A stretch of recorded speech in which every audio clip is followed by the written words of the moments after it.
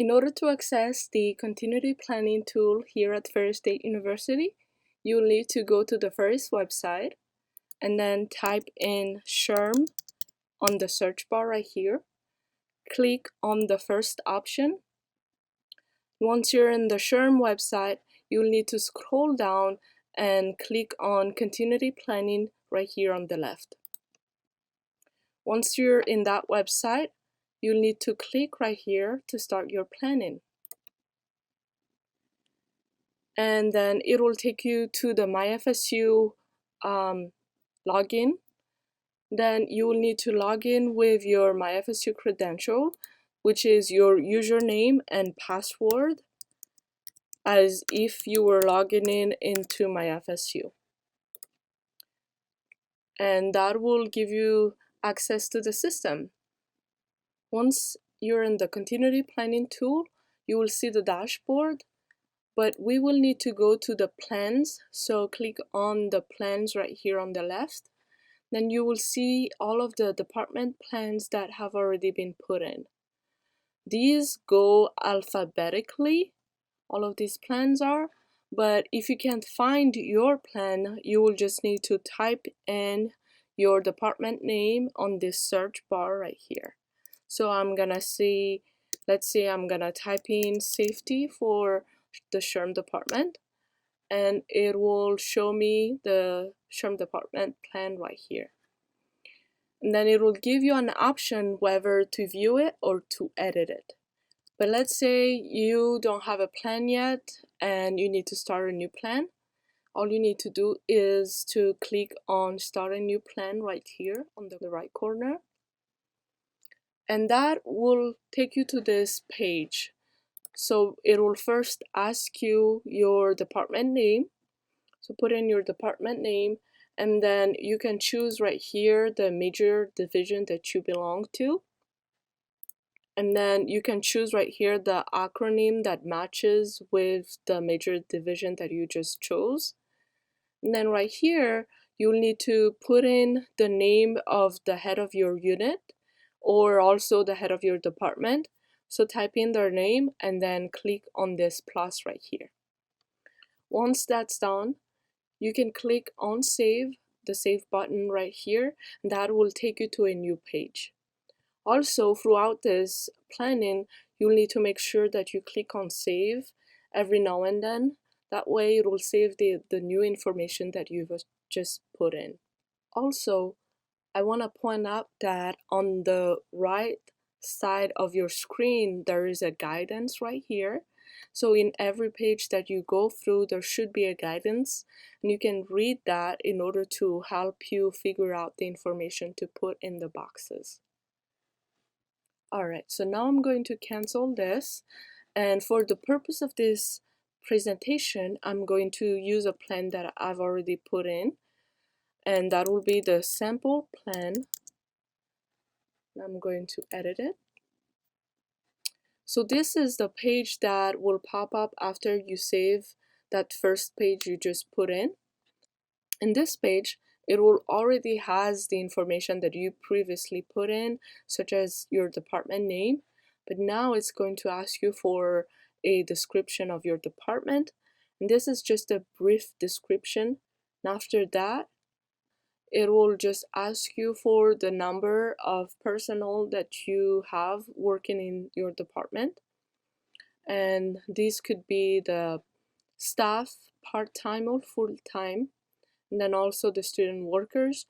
So just put here the numbers of the staff that you have working in your department. If you don't have any, you can just put 0, like so. And then down here is the department type. You can check what type of department you are. You can also check all that apply, because you can be both academic and research, such as in this example. And then right here is you put the building that you are working at. So your department can be in any building here at Ferris, and there's a long list right here.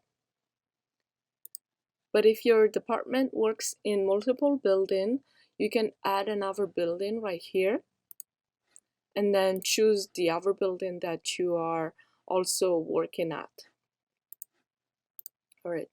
Notice that there is a comment box right here. This is where you can put your room number if your department is not the only department working in that building. And then right here is where you put whether or not you have an evacuation plan in your building. Then finally, there is a comment box right here where you can put any additional information that you would like to mention. And then click on save right here. All right, let's move on to the action item summary. That's just below the department information, still in the plan details.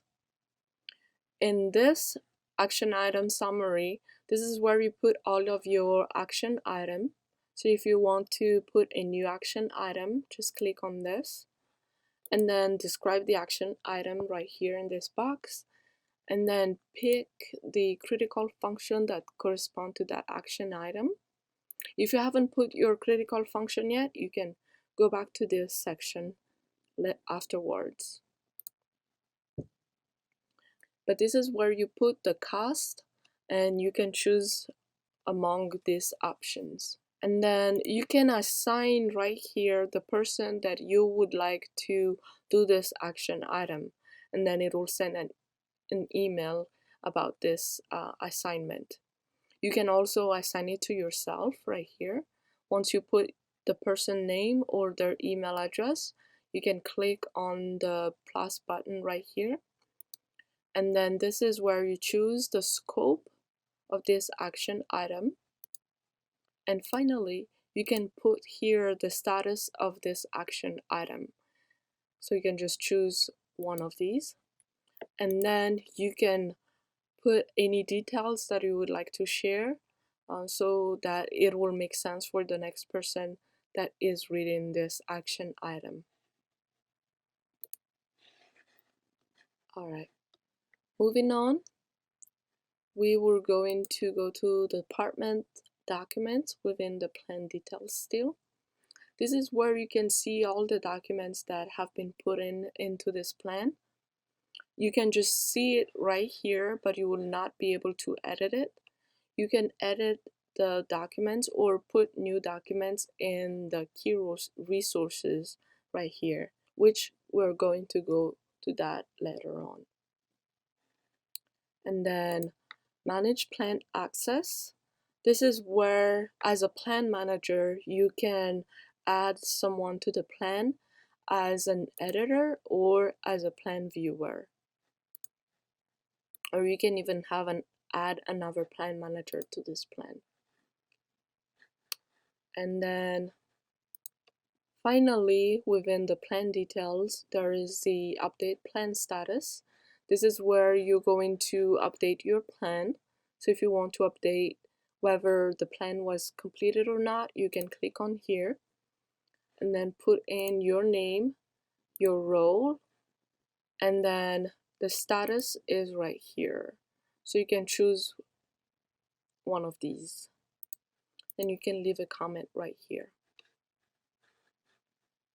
Alright, so that is the plan details. So let's move on onto the plan contact right here.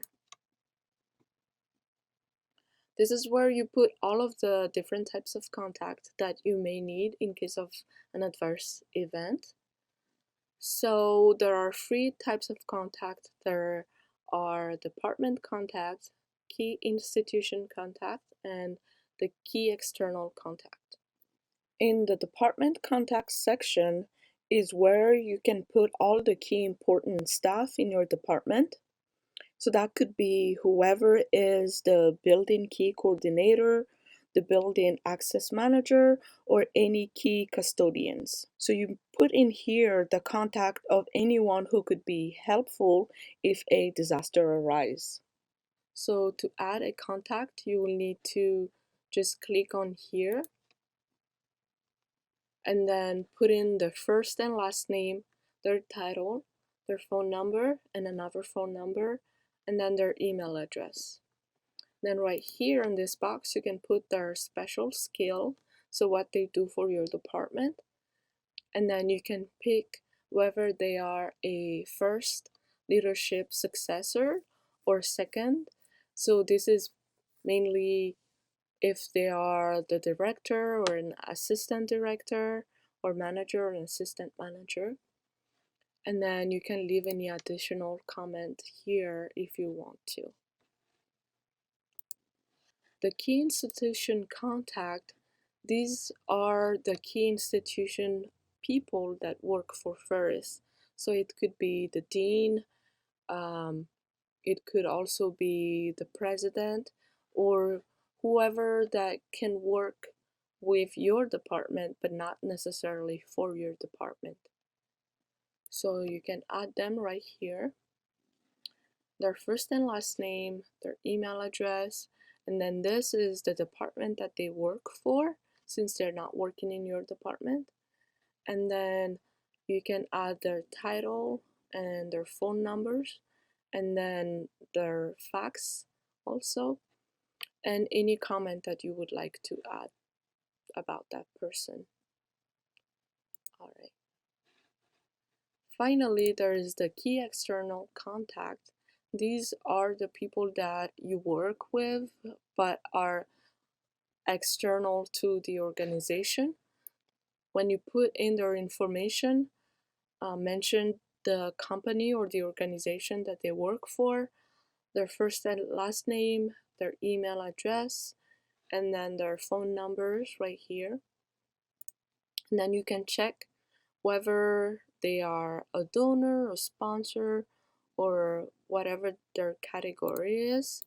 And then if they were a supplier or a vendor, you can mention right here what type of products or services they supply to you. And then any alternate vendors also. Then click on save. Alright, so that is all about the contacts. Alright, now we're going to move on to the critical functions, and this is a very important step in the planning process. Critical functions are functions or activities that your department perform on a regular basis, but without them, your department or the university could be at risk. So after you gathered all of the information about your critical functions, you will go in this section and click on Add Critical Function right here. And it will ask you the function name. So you'll put that right there, and then the level of criticality, and that could be critical 1, 2, 3, or deferrable, which means that the function is not that urgent. Alright, so once you have that, you can click on save, and then a new page will pop up. And this is the page that will pop up after you click on save. It will already have the critical function name and the level of criticality that you already chose, but it will ask you for a brief description about the function. And then this is where you will put the name of the unit that will perform the function within your department. And this is where you put the name of the people that are responsible to do these functions. So peak periods is the section that you put the period of time that you usually perform the critical functions. So you will just check all that apply right here, and then click on save. Once you have your documents ready, you can click on Add Document right here. Then put the name of the document, choose the medium, whether that being electronic or paper, and then put here the department owner of that document. Now, if your document is in a paper form, you can put the location right here, where is that document is physically stored. Or if you use OneDrive, and I would recommend this, you can put the URL right here. because when you update to the OneDrive, it will auto-populate the whole system. And then you can put a brief description of the document right here, the principal contact persons, then any backup or loss prevention measures that you can think of in order to recover those documents. And you can put any additional comments here if you need to. And finally, you can click on Save. In this section called Dependencies is where you would put your upstream dependency, which is a list of departments that you depend on to be able to perform this critical function. Whereas downstream dependency is a list of departments that depends on this critical function. So what you need to do is just to click on Add Downstream Dependency and then click on one of these departments right here. Or if you can't find any of them right here, you can just custom your dependency and type it right here. And it's the very same thing for downstream dependency. After that, you can click on Save and then move on to consequences. These are the consequences that may happen if this critical function doesn't resume within a timely manner. So you can check your consequences right here and then click on Save. Then you can move on to how to cope. This section has a series of questions that you'll just need to answer. And these questions are about how would you cope if you're not able to resume your critical function. So it will have a question about the space, which is the location of where you work, the staff, disruption of phone services.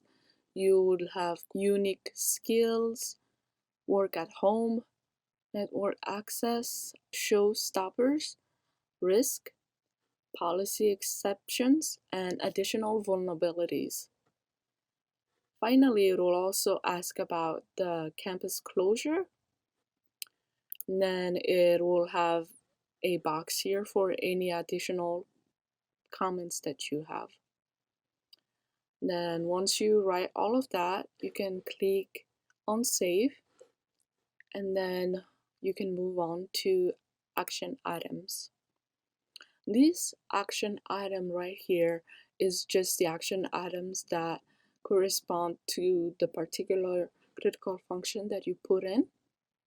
So you can use this quick add, which means you just put the name and then quick add, or you can click on new action item here and put in all the information about that action item that you want to put in. Alright, and that's done with that particular critical function. To go back to put in more critical function, all you need to do is click on this critical function right here, and that will take you to the list of the critical function that you put in, and all you need to do is add critical function, and you will go back through all those steps again.